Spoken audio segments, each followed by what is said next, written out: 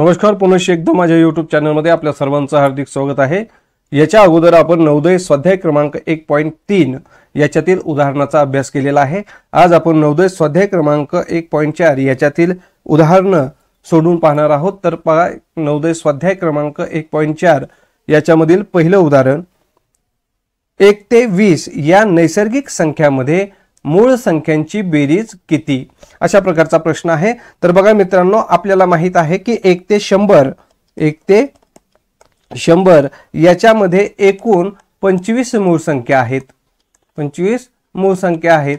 त्यापैकी आपल्याला 1 ते 20 मधील ज्या काही मूळ संख्या आहेत यांची बेरीज या ठिकाणी विचारलेली आहे। मग 1 ते 20 मध्ये एकूण किती मूळ संख्या आहेत ते आपण पाहूयात। तर बघा, 2, त्याच्यानंतर 3, त्यानंतर 5, त्यानंतर 7 आहे मित्रांनो, त्याच्यानंतर 11 आहे, त्याच्यानंतर 13 आहे, त्याच्यानंतर 17 आणि त्यानंतर 19 अशा एकूण 8 मूळ संख्या या 1 ते 20 या संख्यामध्ये आहेत। आणि आता याची काय करायची आहे, आपल्याला याची बेरीज करायची आहे। मग या ठिकाणी आपण बेरीज करूयात। बघा, 2 आणि 3 5, 5 आणि 5 10, 10 आणि 7 17, 17 आणि 1 18, 18 आणि 3 मिळून होतात 21, 21 आणि 7 28, 28 आणि 9 37 होतात मित्रांनो। तर या ठिकाणी 7 घेतलं, हातचे आलेले आहेत 3, 3 आणि 1 4 आणि 1 5, 6 आणि 7 म्हणजे या ठिकाणी 7 आलेला आहे। तर याची सर्व मूळ संख्याची जर आपण बेरीज केली तर ती किती येते मित्रांनो, ती येते 77 आणि 77 हा पर्याय कुठे आहे, तर पर्याय क्रमांक डी या ठिकाणी आहे मित्रांनो। याच्या नंतरचं पुढील उदाहरण पाहूयात। 2 अंकाच्या प्राकृतिक नैसर्गिक संख्यांची संख्या किती, याचा अर्थ काय आहे, तर 2 अंकी एकूण नैसर्गिक संख्या किती आहेत अशा प्रकारे होतात। आपल्याला माहित आहे की 1 अंकी ज्या संख्या आहेत या 1 अंकी एकूण संख्या किती आहेत मित्रांनो, तर ते आहेत 9। त्याच्यानंतर 2 अंकी आपल्याला माहित आहे की 2 अंकी संख्या किती आहेत, त्या आहेत 90। मग 90 हा पर्याय कुठे आहे, तर हा पर्याय क्रमांक बी या ठिकाणी आहे। याच्यानंतर याच्या पुढील उदाहरण आपण पाहूयात। 2 मूळ संख्याच्या गुणाकाराने मिळणारी पुढीलपैकी सर्वात लहान संख्या कोणती। आता या ठिकाणी बघा, संख्या घेतल्यानंतर 16 गुणिले 2 जर केलं तर ते 32 येते। मात्र यामध्ये 16 ही जी संख्या आहे ही संख्या संयुक्त संख्या आहे, ही मूळ संख्या नाही। त्यानंतर 33 ही संख्या घेऊयात मित्रांनो। 33 चा जर आपण फोड केली तर 11 गुणिले 3 अशा प्रकारे याची फोड येते। आता 11 ही संख्या सुद्धा मूळ आहे आणि 3 ही मूळ संख्या सुद्धा मूळ आहे, म्हणजे 11 गुणिले 3 या 2 मूळ संख्याचा गुणाकार हा किती आलेला आहे, हा 33 आलेला आहे।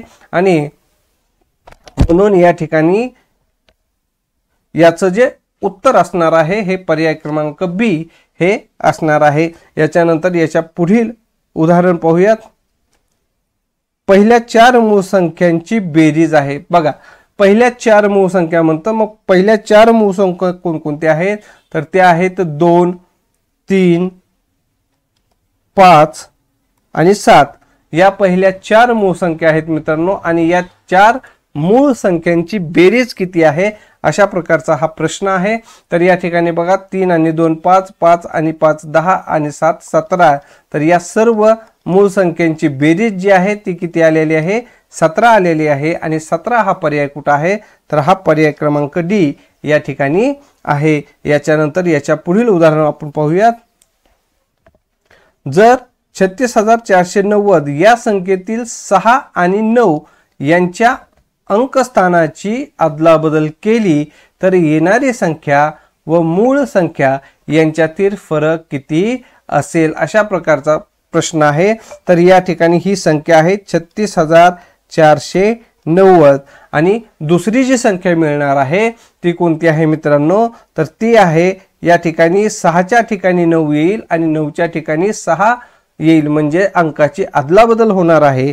मग ती दुसरी संख्या कोणती मिळणार आहे, तर 39460 ही संख्या आपल्याला मिळणार आहे। मग आता यामधून आपली जी मूळ संख्या आहे ती काय करायची आहे, वजा करायची आहे। मग 36,490 हे याच्यातून आपण वजा करून पाहूयात। 0 मधून 0 गेले 0, त्यानंतर 16 मधून 9 गेले, खाली उरले 7, 13 मधून 4 गेले, खाली उरले 9, त्यानंतर 8 मधून 6 गेले, खाली उरले 2 आणि या ठिकाणी 0 म्हणजेच 2970 हे या प्रश्नाचं अचूक उत्तर असणार आहे।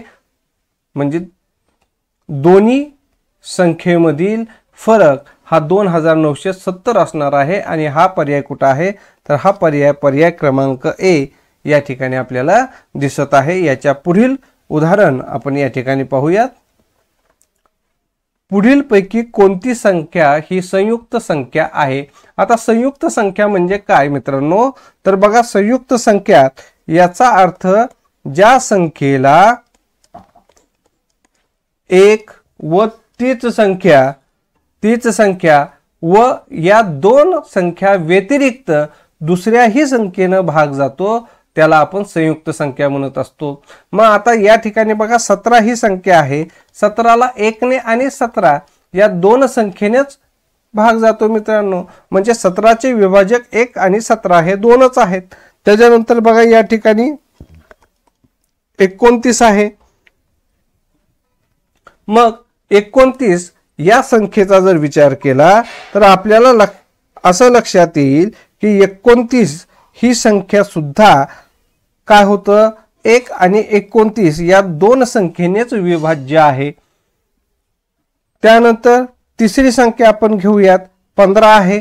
मग 15ला बघा 1 ने भाग जातो, त्यानंतर 5 आणि 1 6 म्हणजे 3 ने भाग जातो, त्यानंतर 5 ने भाग जातो आणि 15 ने भाग जातो। मग 15 ही संख्या अशी आहे की एक तीच संख्या या व्यतिरिक्त तिला जास्त विभाजक आहेत, म्हणून 15 ही संख्या कशी आहे मित्रांनो, ती संयुक्त संख्या आहे आणि म्हणून याचं उत्तर हे पर्याय क्रमांक सी हे असणार आहे।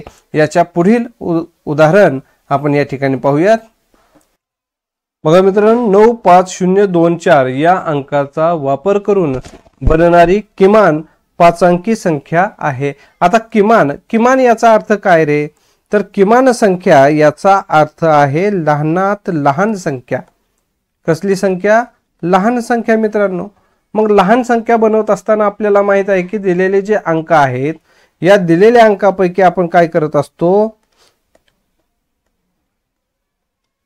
सर्वात लहान अंक अगोदर घेत असतो, बरोबर आहे। मग या ठिकाणी 5 अंकी म्हणत आहे, मग सर्वात लहान अंक आता या ठिकाणी 0 आहे, परंतु 0 या अंकाने आपण कधीही सुरुवात करत नाही। मग काय करतो, 0 जर असेल तर अशा वेळेला 0 सोडून दुसरा जो अंक लहान आहे तो अगोदर आपण लिहून घेतो। मग याच्यातील लहान अंक कोणता आहे, 2 आहे आणि त्यानंतर आपण 0 लिहित असतो बघा।